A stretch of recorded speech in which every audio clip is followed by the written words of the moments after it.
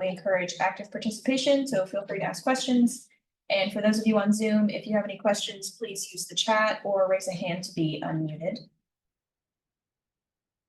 Today, we are featuring the estuary program, and our recently completed start, Dr. Ryann Rossi and Rose Horn will be presenting today. And at the end, you'll get a chance to navigate through the data viewer for yourself with the laptops that we have available on some of the tables. So, without further ado, Dr. Ryann Rossi. All right, thanks for joining us. So we're just going to kind of give an overview of the state of the watershed, and then I'll hand it over to Rose and she'll do a quick demo of the data viewer so that if you want to go home and play around with it, you know how to use it. And we'll have plenty of time for questions. All right, agenda. Talk a little bit about the estuary program. I think most of you are already well aware of the estuary program and the CCNP, but just in case a quick refresher, dive into our overview of the state of the watershed and then the data viewer. So our vision of the estuary program is really to have healthy, resilient habitats together with resilient, sustainable communities. And one of the main ways that we're working to do that is through this comprehensive conservation and management plan. So we worked really hard on this for the last couple of years to put together. A lot of you in this room spent some time reviewing it and providing feedback, which we appreciate. But this plan identifies 14 goals, 28 actions, 8 priority issues, and then the desired outcomes of what we want to see for our bays. And so this is really our guiding document for how we're going to work together to protect and restore our bays. Again, we're a really foundational piece to help the estuary program kind of chart our course for the next 10 years. And generally, estuary programs will do kind of like an update on these CCNPs about every 5 years and then redo a whole new one every 10 years. That takes us to the state of the watershed. And this is really serving as a companion to that comprehensive conservation management plan. We evaluated 11 indicators and 31 metrics. And the key here is that this provides a baseline or reference status of these things so that we can begin to track and measure change in these indicators and metrics as we implement that plan. So this first state of the watershed really provides that baseline for us. And again, we're using it to really measure our progress as we implement those 28 actions that we outlined in that management plan. And those are actions that not just the estuary program isn't doing them, it's all of our partners who are doing them as well. And so for this first state of the watershed, we really leaned on existing data that our partners collected.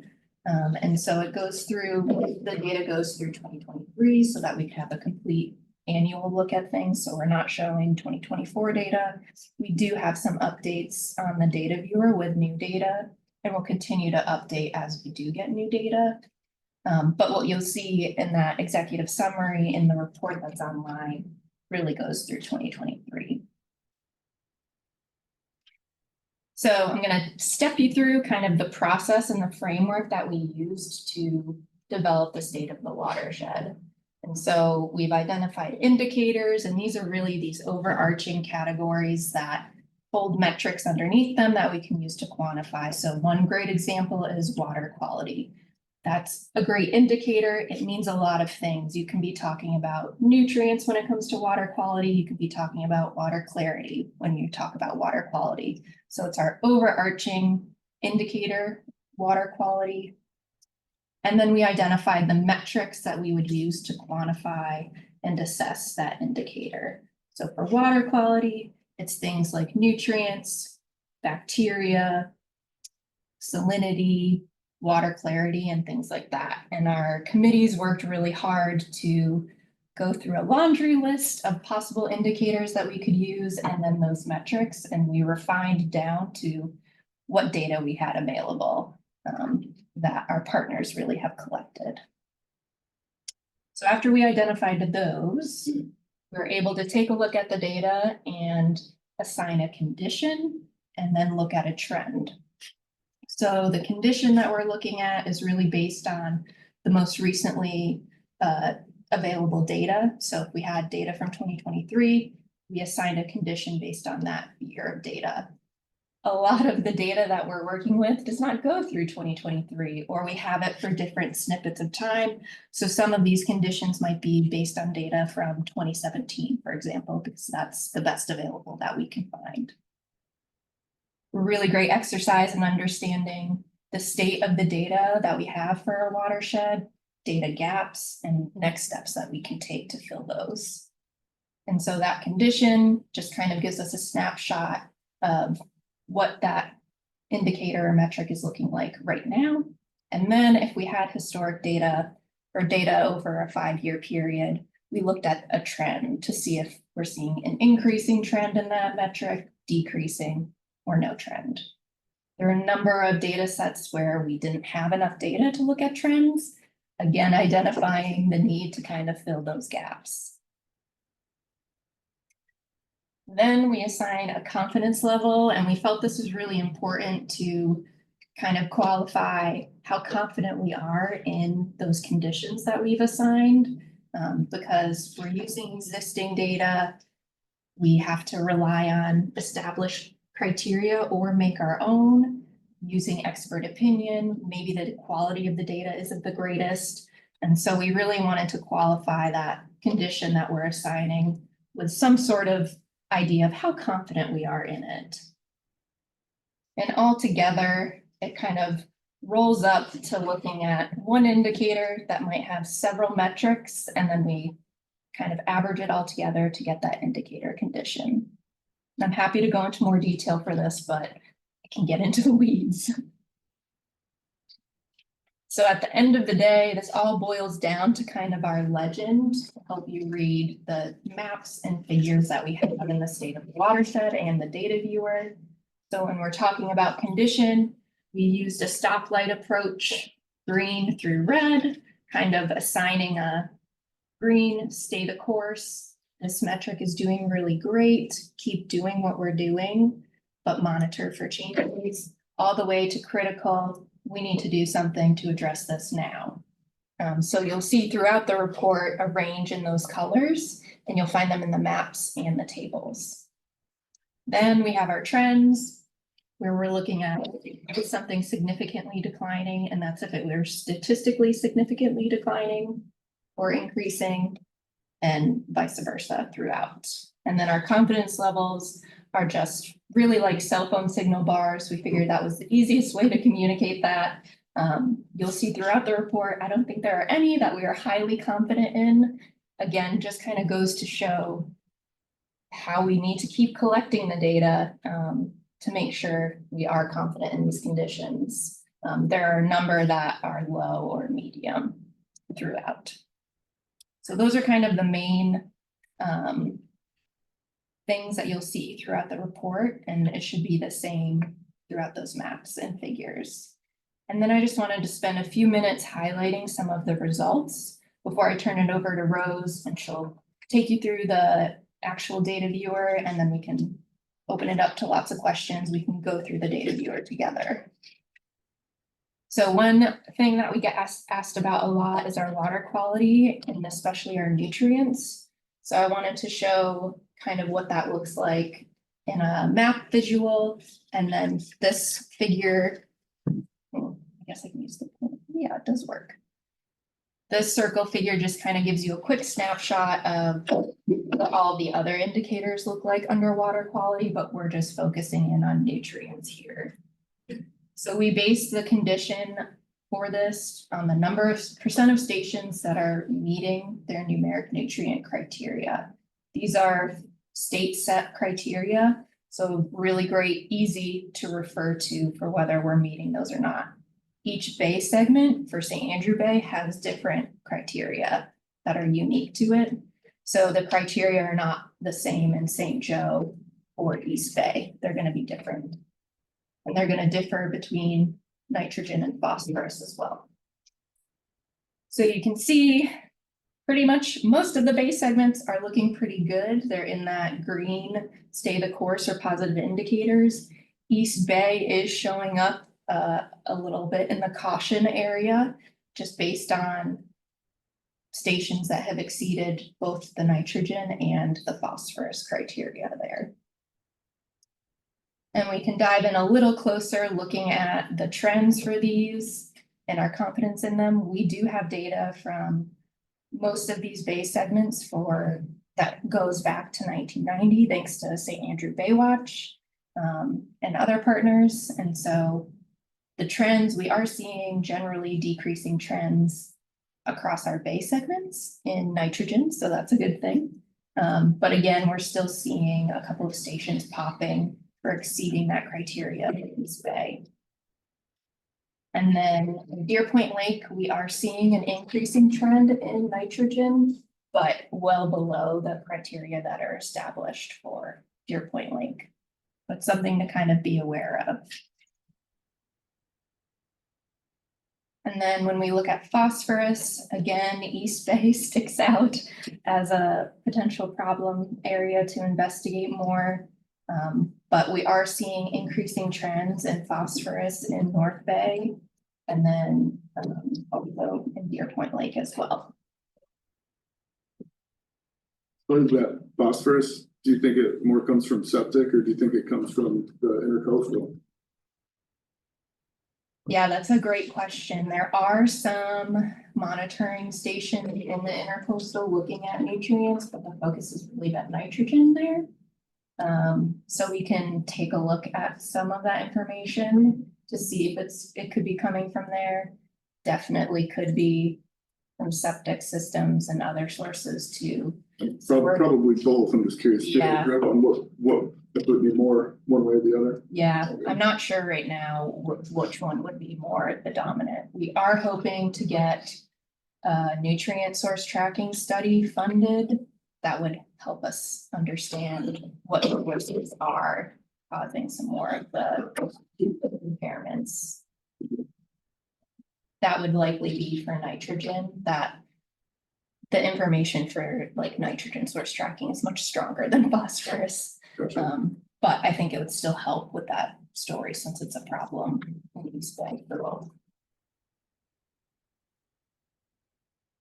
Other thing I wanted to touch on are our oyster reefs. So we looked at the extent of oysters in St. Andrew Bay. You'll notice on the map, you'll see St. Andrew Bay proper and St. Joe grayed out. We did not include them since they historically do not support oyster reefs. But you can see that North Bay, West Bay, and East Bay are under critical for oyster reef extent. That's really based on recommendations from partners at FWC. There's not a lot of information that we can use to look at the trends over time in oyster reef extent. The methods of mapping have differed significantly, making it hard to compare. They are working, I think they've just finished doing some mapping of all of the reefs this year, and we'll be publishing that on the FWC website once it's all done in QA/QC'd. And we'll be able to take a look at changes with that information, because there's another year of data that's mapped the same way. Are they doing manual or side scan sonar? I think they're doing a little both, but I think it'll mostly be side scan sonar, but I think they're polling to confirm. What does that mean with oysters when it says it's critical? There's not enough oysters in the reefs that you would like to see? So this is really focused on the area of them, so the area of the reefs. And really, in this instance, we have pretty low confidence in this because we don't have really any trend information to lean on here. It's based on expert opinion, and we don't really have a way to know how much reef there was before to now. And so we just know that the reefs aren't doing that great. Yes. Hi, Dr. Rossi. Apologize about being late. What page are we on? Or is it this handout? We're not going, it's not. Okay. Yeah, no wonder I couldn't that's find for it. you to take. with Thank you. They're Yeah. awesome. What a great brochure. Any other questions on that? I think I saw something in the chat about that. So Lisa, it was just, Oh, me, just Okay. let them know, drop questions. I think. But to kind of dive in a bit more into the oyster data, we did look at harvestable oyster density. Now, this data set is based on data from one specific project it's called the Florida Oyster Culch Placement Project. So these are restored reefs that have had culch placed on them in West Bay, North Bay, and East Bay. And they have been monitoring these for about 5 years. And so we have better information on the densities of oysters on these reefs than we do on our natural reefs here. So we kind of had to limit what we were looking at for this. And unfortunately, based on these restored reefs, both West Bay and North Bay are critical. East Bay is right at the kind of break point between warning and critical. And that's really like less than 11 harvestable oysters per meter squared. So not a ton of oysters. And then the reefs in North Bay and West Bay we're looking at less than 6 harvestable oysters per meter squared. So pretty low densities of harvestable size oysters on these reefs. They are seeing increases in the number of oysters in general, but it tends to be small oysters. It doesn't look like survival is happening to get to the bigger sizes. So I think they have, Sorry, what, what size makes them harvestable? I believe it's 65 millimeters.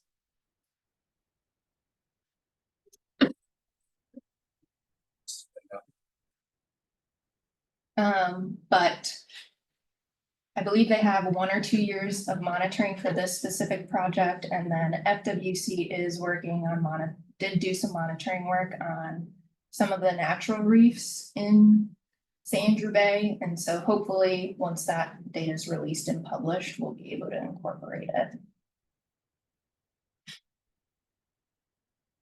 Other result I wanted to share was our scallop densities. So again, not all of our bay segments support scallops, so we really just looked at St. Andrew Bay proper densities and St. Joe densities. These conditions are based on recommendations from FWC, the scallop group there. There weren't really established criteria for scallop densities in our areas, so we didn't have a criteria to lean on here. We are seeing increasing trends in scallop densities in SAB proper and SJB. But based on recommendations from our partners, we wanted to be more in the caution and warning area for both of these. And that project that has been monitoring these scallops, it's been going on for almost 10 years and it's starting to close out. I think it goes through 2026. So we'll have to see what will happen with scallop monitoring after that project ends. Hopefully it will continue.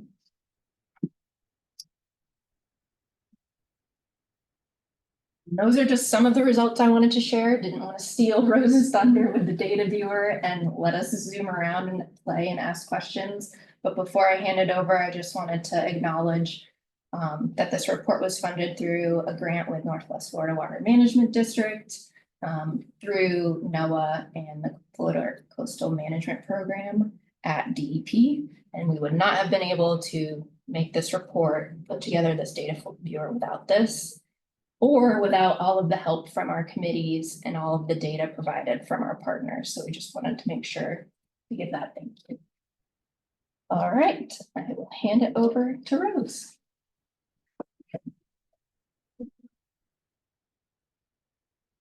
Hello, everyone. So I'm going to start with a brief introduction to the data viewer, also called the dashboard. We kind of use interchangeable terms, and then we'll move on to the user guide. And then from there, we'll go into a live demonstration. And then we should have some time at the end to actually do a little more playing. And if you guys have specific areas that you want to look at, we can.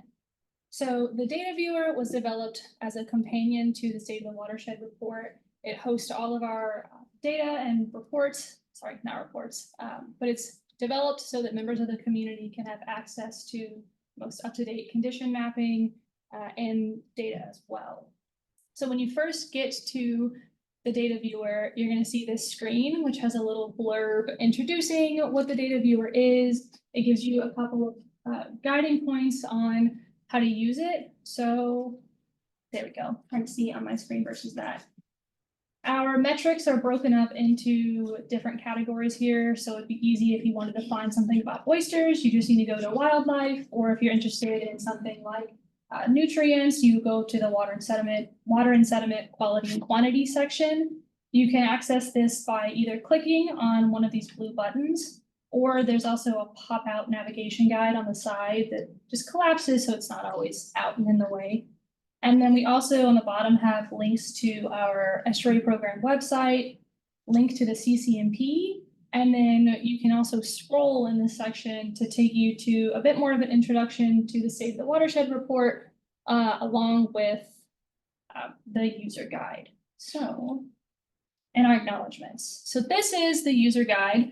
It's just a screenshot taken to display what you would see when you get to a certain section. So it breaks down and shows you the pop-out navigation guide on the side. You have the ability to access all of the data layers. So if you didn't want to look at, say, just nutrients in this area, you could also use this little stacked tab to turn on, like, I want to look at shorebirds and nutrients and sea turtles and all those things together. And then you can also change the base map. So if you don't want to look at this type of map, you can use something more like a satellite imagery, so you can overlay the data onto that as well. And then there's a scroll bar over here. It is hidden and it's a little difficult to scroll sometimes, so we're working on that. And then you'll see a condition box here, which you can hover over and it'll tell you the conditions over either each bay segment or sometimes some of the freshwater areas. There's also information here about what the metric is, so you get a little bit of information there. You also get condition listings, and then you can use these little bubbles on the bottom to swap between sections. So from the introduction to this metric to maybe some trend information if that's available, along with the different layer settings. So you can turn condition maps off, you can turn data on, and then you can zoom around that way. So I know that's a whole lot in one description, but we are going to go ahead and go to the data viewer, unless anyone has any questions right now. Right, let's see, pop up. So I did just add another button here for the user guide, so that way when you first get here, you're not completely confused on what you're supposed to do. So what we're going to go ahead and do is go to water and sediment quality and quantity.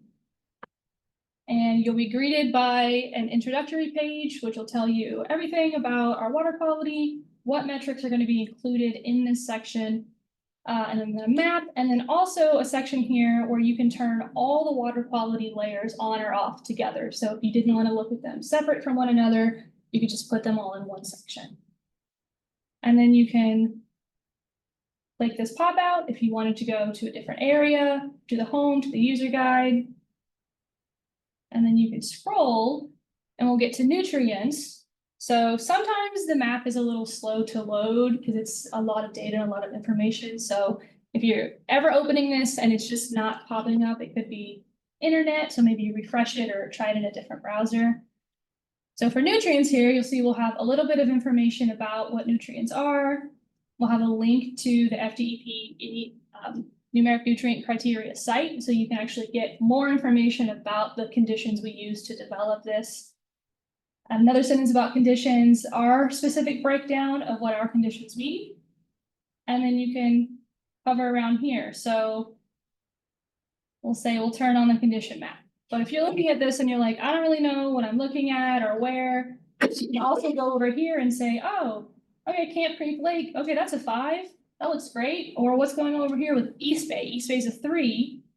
So you can zoom in. You can also, there should be a legend up here at all times whenever you turn a layer on or off. You can also turn the watershed boundary off if you want. And then go to this next page. So if we want to look at information about phosphorus, so this is all the information that we have about phosphorus sampling. It's also linked to a chart here. So it's a dynamic chart. So right now, there's all of the information that we have for phosphorus. But if you zoom into an area, the chart should auto-populate with all the information for that area for the time range available. And sometimes it'll tell you, there's a little bit too much information, keep zooming. Excuse me, Rose. Yes, Those dots on there, is that phosphorus monitoring stations or is that just where a sample was taken at some point in time? so it should be actual samples. And then, so here you'll see, this is a phosphorus where it exceeded criteria or did not exceed criteria. So little black dots is where they didn't exceed criteria, and then these larger dots are where they did exceed the criteria. So you can specifically, if you just want to find, well, what samples or what areas were exceeding the NNC criteria, you can do that. And then do the same thing here with nitrogen. You do have to be aware of making sure that if you're looking at total nitrogen or total phosphorus, you have the right layer turned on, because the maps is dynamic with the chart. No matter where you zoom, I'll show you. So if I have phosphorus on and nitrogen, it will still zoom for nitrogen because it's still connected to the map extent. But yeah, so I think it's a great way to be able to look at the data. We don't currently have it set up for people to export this data because we'd rather them go to the actual original data source and then they can run their own analysis. This is just a place for people in the community to come and look and then get an understanding maybe of what's going on in their area. So that was the run through I had. Did anyone have any questions or did you want to look at a specific metric? I might have got a little bit past. We can take it back to the home page and maybe check out if there's any sort of metrics that anyone's specifically interested in looking at. How about scallops? Scallops? All right, yeah, so we'll go scroll a little bit, get beyond the oyster information. Harvestable oyster density. Here we go. So we have St. Andrew Bay proper as 3, so we're cautionary, and then St. Joe Bay is a warning. So we specifically didn't list out or display any like actual sampling areas, just so we weren't showing people, you know, this is where you can go and get all your scallops at. Smart. Yeah, we tried. There are a couple places like that, but you can see here the chart with the trends of scallop density over time. So it's difficult because scallops have unpredictable population structures and dynamics. So it's hard to develop criteria to say, well, we know we're gonna predict this year they're gonna be great or they're gonna be low. So I think that's in the works.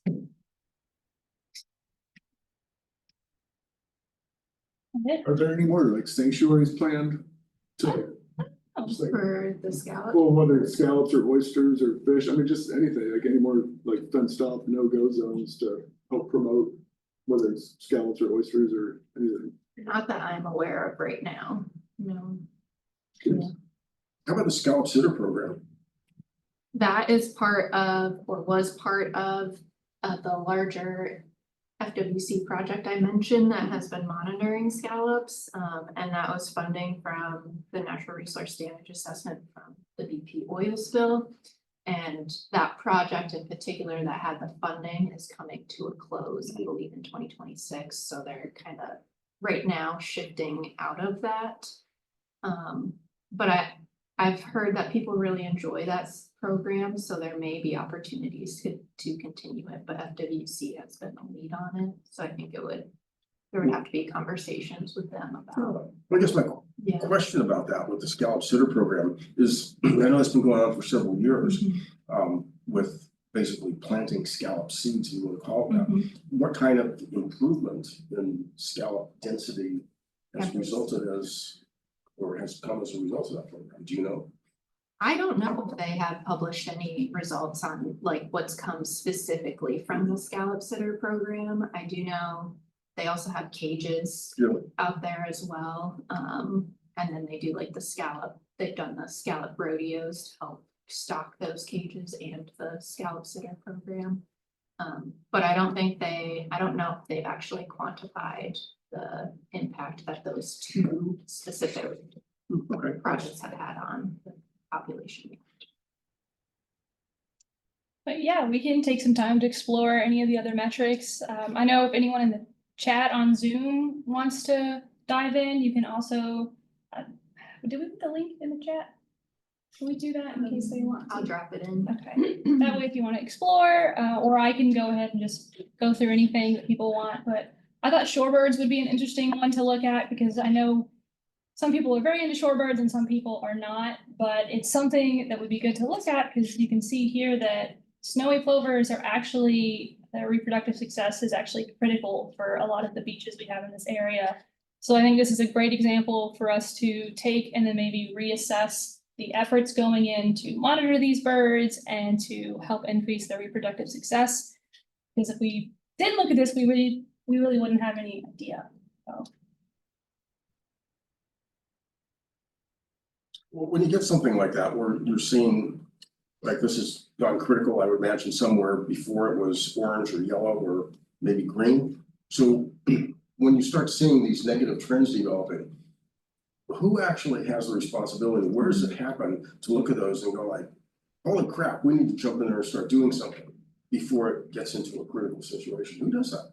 That's a great question. So I think the estuary program can be a place where we have those conversations. We have folks like FWC, DEP, Fish and Wildlife, you name it, as part of our committees who are collecting a lot of this data and implementing the actions, but it's really going to depend on kind of the entity that is in charge of X thing.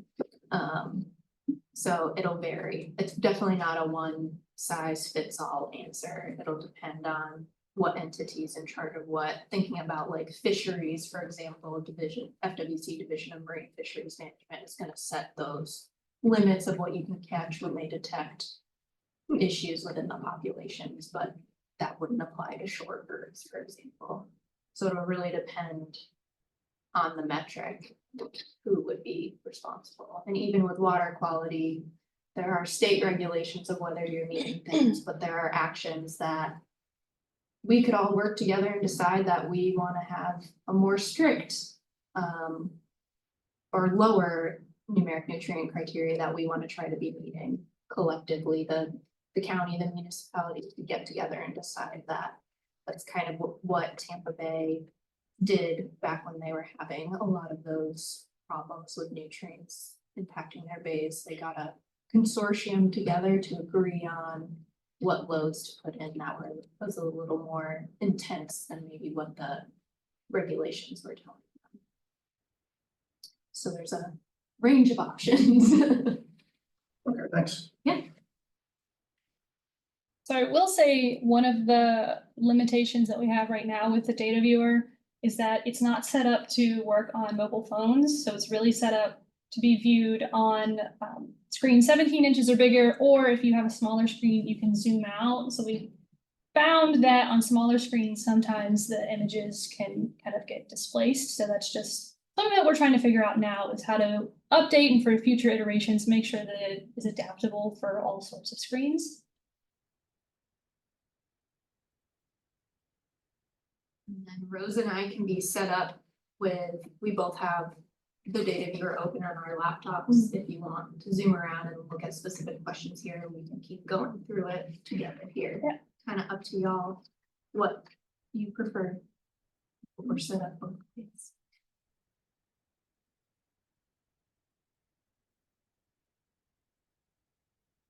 I always like looking at long lead time.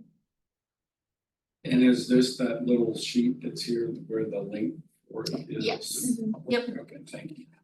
From that link, you can access the full report, the summary, and the dashboard. Great. I have a shorebirds friend that would be all over that. And we worked really closely with the FWC shorebird experts to develop that. So pretty much all of these have been reviewed by experts that oversee whatever metric to help make sure that we are assigning things accurately, since I'm not an expert in all of the things. Oh, come on. Don't sell yourself short. I know a lot about a lot. but not expert level. So yeah, so with something like longleaf pine, it's interesting. So this is based on not necessarily all of the new surveys done for longleaf pine. It's based on reporting, which loops into our confidence levels. So if this was only based on, surveys conducted across the watershed, then we would be more confident in the data. But because it's based on reporting and getting people to say, hey, I have longleaf pine like in this area, then we're a little less confident because you never quite know if you're missing out on someone who's not saying or not letting you know that they have longleaf pine, or you haven't been able to find someone in a certain area. You can see some of these areas are blank, which could mean that we just don't have data for that area, or possibly historically there was no longleaf pine in that area. But all of these water body IDs here are areas that have been reported to have longleaf pine, and the condition is positive indicators. So looking pretty good. I know there's a lot of longleaf pine restoration initiatives going on, and so I think we're moving forward pretty nicely with those. And then you can see here by county how much longleaf pine is documented in each county.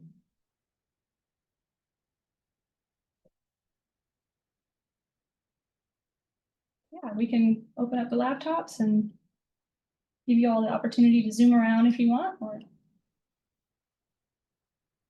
Any questions online?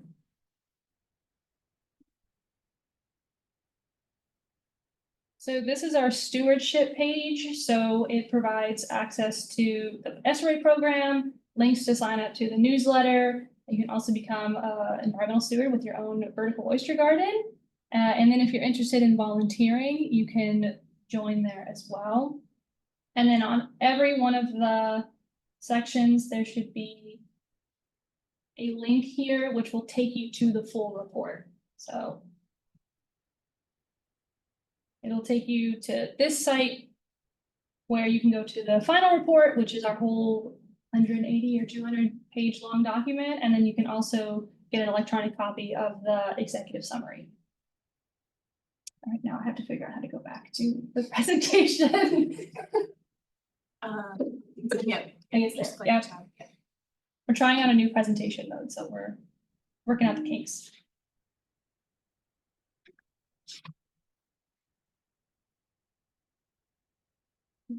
Anything else you guys want to look at, or you want to just move over to the computers at your tables?